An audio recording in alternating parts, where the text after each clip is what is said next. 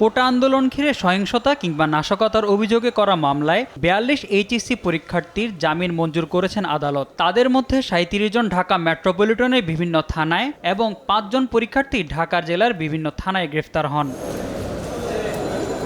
শুক্রবার Dhaka metropolitan magistrate Mohammad Rashidul Alam ও Dhaka senior judicial magistrate Mostafizur রহমানের আদালতে জামিন আবেদন করেন আইনজীবীরা।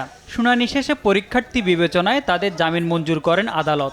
চলমান এই সহিংসতা আন্দোলনের মধ্যে যে কোমলমতি শিশুরা আছেন, এইচএসসি পরীক্ষার্থী যারা আছেন, তাদের জন্য স্পেশালি আমাদের মাননীয় শিক্ষামন্ত্রী মহিবুল হাসান চৌধুরী উনি আমাদেরকে নির্দেশনা দিয়েছেন এবং উনি রিকোয়েস্ট করে স্পেশালি ৪২ জনের লিস্ট দিয়েছেন, যে ৪২ জনকে আজকে জামিন শুনানি করে এবং ওনাদের মুক্তির ব্যবস্থা করা হয়েছে।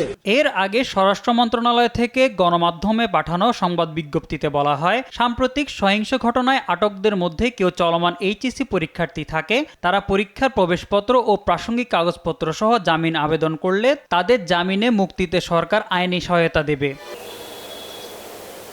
আটক যেসব শিক্ষার্থীর বিরুদ্ধে গুরুতর অভিযোগ নেই, তাদের জামিনের ক্ষেত্রেও আইনি সহায়তা দেবে সরকার। মোহাম্মদ সাকিব, দেশ টিভি, ঢাকা।